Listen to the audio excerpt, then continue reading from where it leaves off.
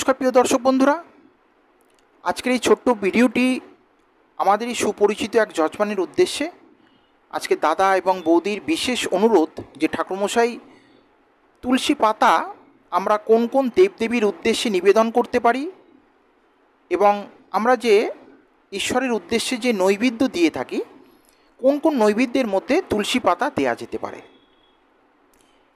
দেখুন, তুলসী দেবীর মাহাত্ম্য এতটাই যে আমি যে ছোট ছোট ভিডিওর মাধ্যম দিয়ে আপনাদেরকে কিছু জানবার চেষ্টা করি, 10 থেকে 15টাও যদি আমি ভিডিও করে ফেলি তাও তুলসী দেবীর মাহাত্ম্য কিন্তু শেষ হবে না। তাই অতীব সংক্ষিপ্ত ছোটোভাবে আপনাদেরকে আপ্রাণভাবে বোঝানোর চেষ্টা করব।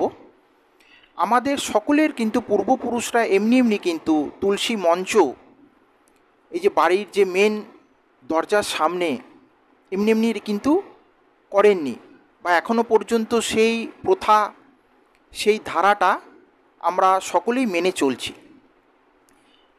তুলসী গাছের স্থান হচ্ছে ঈশান কোণ, অর্থাৎ আমরা যখন মেন দরজায় ঢুকছি তার ডান দিকে হবে এবং বেরোনোর সময় তার বাম দিকে হবে। এবং ঈশান কোণ অনেক সময় যদি না পান বা টব যদি না রাখতে পারেন, দেখা যায় পূর্ব দিক বা উত্তর দিকেও রাখা যেতে পারে, কিন্তু অগ্নিকোণ এবং দক্ষিণ দিকে তুলসী মঞ্চ কিংবা তুলসী গাছ বা টব এই ধরনের কিছু রাখবেন না। তো আসা যাক, আজকে তুলসী দেবীর আগের জন্ম তিনি বৃন্দা দেবী ছিলেন, তার স্বামীর নাম জলন্ধর, আপনারা সকলেই এটি অবগত।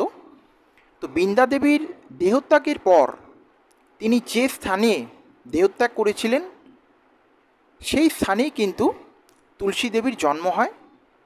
এবং তুলসী দেবীর শালিগ্রাম শিলার সঙ্গে, অর্থাৎ শ্রীবিষ্ণু নারায়ণের যে একটি অন্য রূপ, অন্য প্রতীক, এই শালিগ্রাম শিলা, যেটি আমাদের কাছে অর্থাৎ ঠাকুরমশাইদের কাছে যেটি থাকে, আমরা যেটা পূজাদির ক্ষেত্রে সকল যজমানের বাড়িতে নিয়ে যাই, সেই শালিগ্রাম শিলার সঙ্গে কিন্তু একাদশীর দিনকে বিবাহ হয়।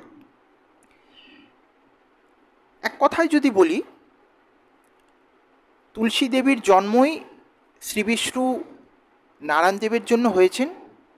তিনি একজন সতী প্রতিব্রতা নারী, তিনি স্বামীর জন্য সমস্ত কিছু করতে পারেন।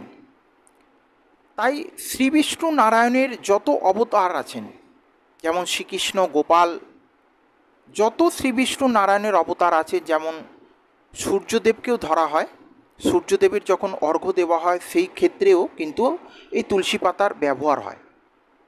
তো তুলসী দেবী